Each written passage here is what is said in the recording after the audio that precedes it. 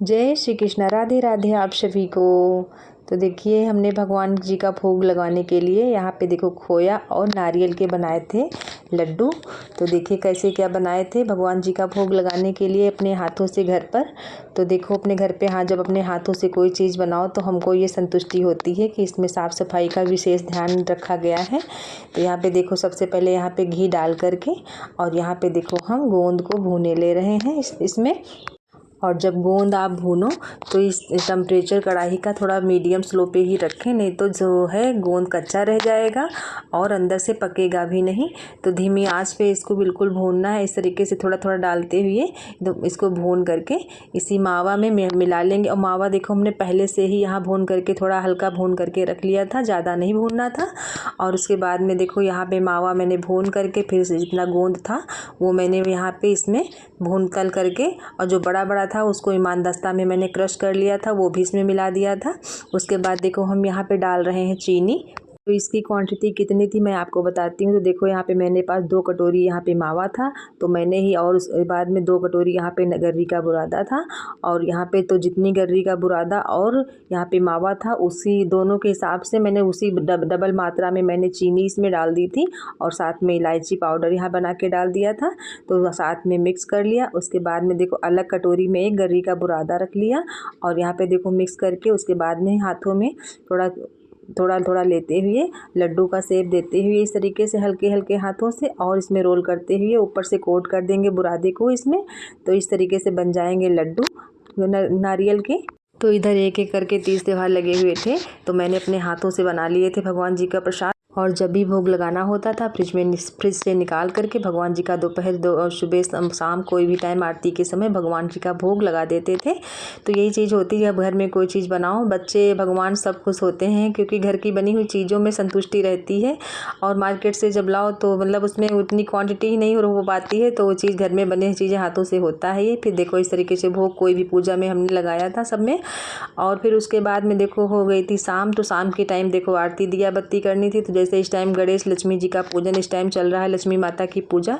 तो भगवान जी की शाम की पूजा करने के बाद में फिर छत में तुलसी जी की पूजा करनी थी छत पर।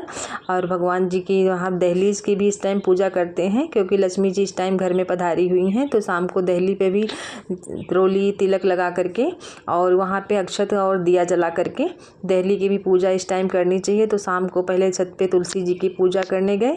तो जब तक नीचे लड्डू बनाए पूजा पाठ किया उतनी देर में बहुत अंधेरा हो गया था।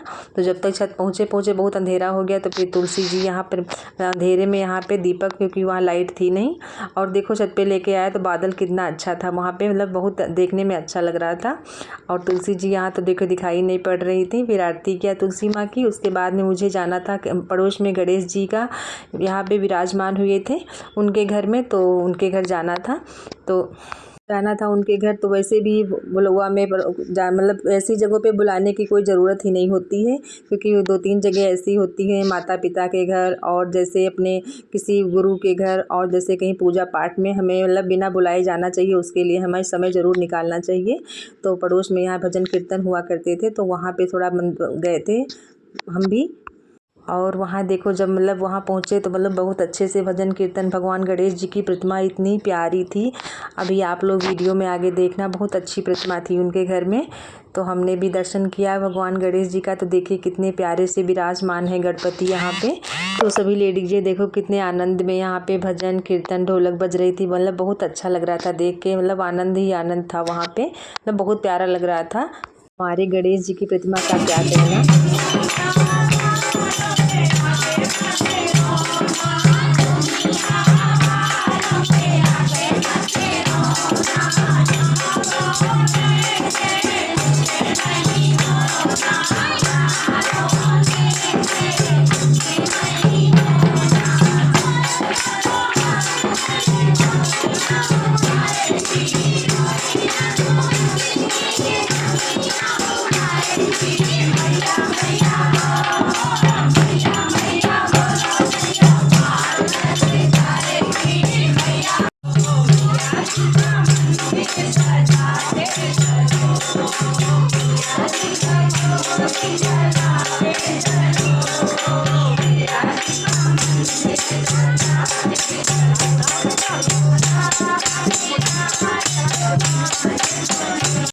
इस तरीके से भगवान गणेश जी का भोग लगा और आरती हुई। तो इस तरीके से सबसे मिलना जुलना भी हो जाता है, तो अच्छा भी लगता है जब सबसे मिलो जुलो।